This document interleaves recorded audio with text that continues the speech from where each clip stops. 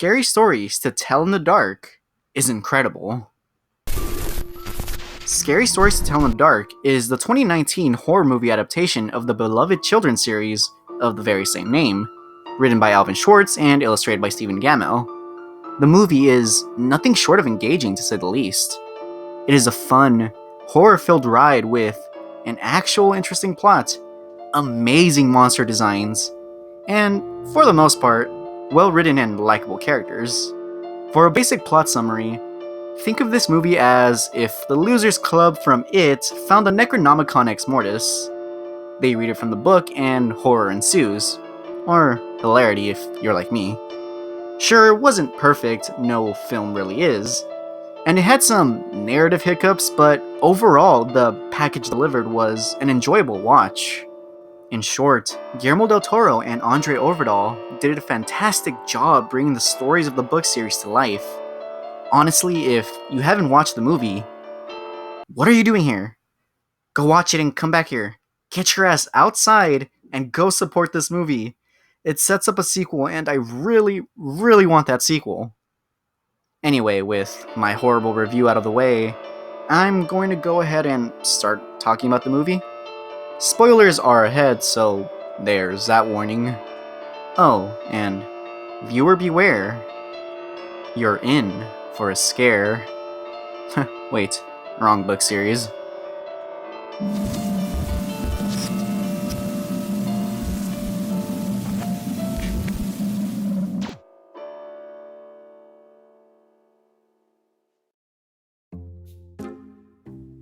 So, before we go any further, here's your last warning. We will be treading into spoiler territory.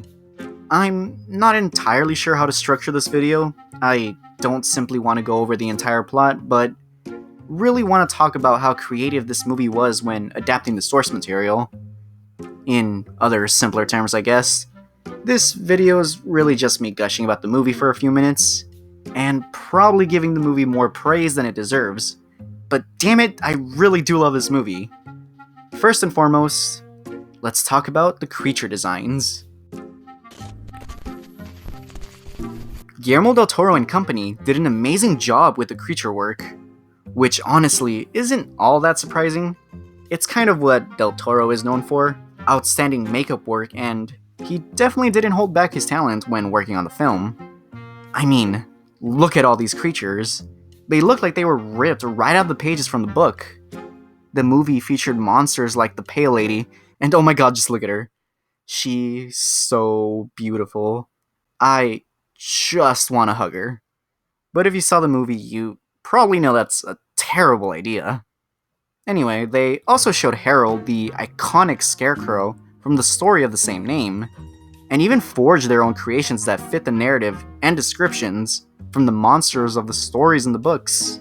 Take the Jangly Man, for example. His origins lie in the very first of the books, in the short story, Me Tai Doti Walker. In that story, a boy dared to go into a haunted house, where allegedly, the head and remains of a man would fall down the chimney and utter the phrase, Me Tai Doti Walker. This event would happen every night, and it was so grotesque that people wouldn't dare stay the night. However, after some rich person offered a buttload of cash, though really only about $200, did someone opt to stay the night. The events played as usual, and the boy is presumably killed, never to be heard from again. Anyhow, while the movie doesn't follow the same narrative as the story the Jangly Man is based on, it does take the disturbing imagery and turns it up to 11. The movie essentially creates this monster that can contort its body at will, and also sever its limbs when it chooses to. And wow, is it just beautiful. The performance was only made just that much more terrifying when you realize that most of the contortions that the Jangly Man was doing was actually real. Actor Troy James, a former contestant on America's Got Talent, and the actor for Ragdoll in The Flash, did a horrifically outstanding physical performance in the movie, and I loved every single second of it. The Jangly Man, however, wasn't the only horrific creature Del Toro and the team created for the movie. I'm sure we all know the story, The Big Toe.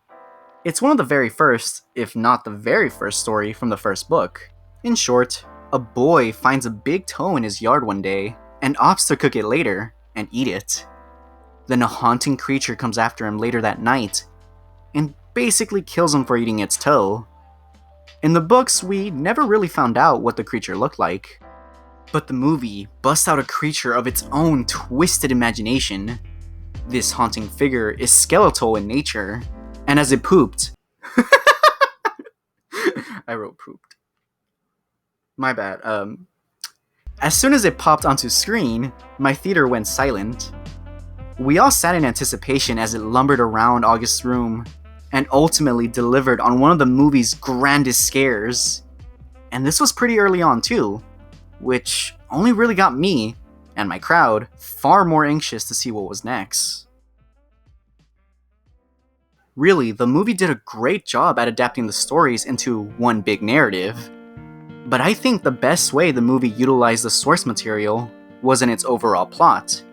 Sure, there are some scary creatures and hints to old stories sprinkled about, but the biggest twist of the movie was finding out that the whole thing was just an adaptation of my favorite story in the series, A Haunted House. In the short story, A Haunted House, a preacher travels to a haunted house and is determined to see what the locals are so frightened of. Allegedly, a horrific ghost would appear every night and roam the premises, ultimately deterring anyone from staying the night. As the night goes on, the preacher lights a candle and begins to read his Bible. He sat there reading, lying in wait at night for the hauntings to begin. At midnight, he begins to hear footsteps in the cellar, but then they disappear. He hears it again once more, and notices a figure walk down the stairs from the second floor. It's a 20-year-old woman, only she has no eyes, and her skin appears to be rotten. The preacher, being the brave soul that he was, doesn't run, but instead listens to the spirit's cries. She tells him that a man had murdered her and simply dumped her body in the cellar. She asks the preacher if he could find her and bury her properly. He agrees. She also asks him for one more favor, to expose her killer and expose the truth. She tells him that if her killer touches her bones, then they will latch onto them, outing them as the killer. The preacher, of course, agrees to help, and the very next day, he takes her bones to his church, only for a strange man to touch them. The man lets out a shriek as they latch onto his wrist, and soon thereafter, admits to killing the woman years ago. He is promptly taken to the police, is taken to prison, and is then executed. The preacher would later lay the woman to rest by providing her with the proper burial she so deserved.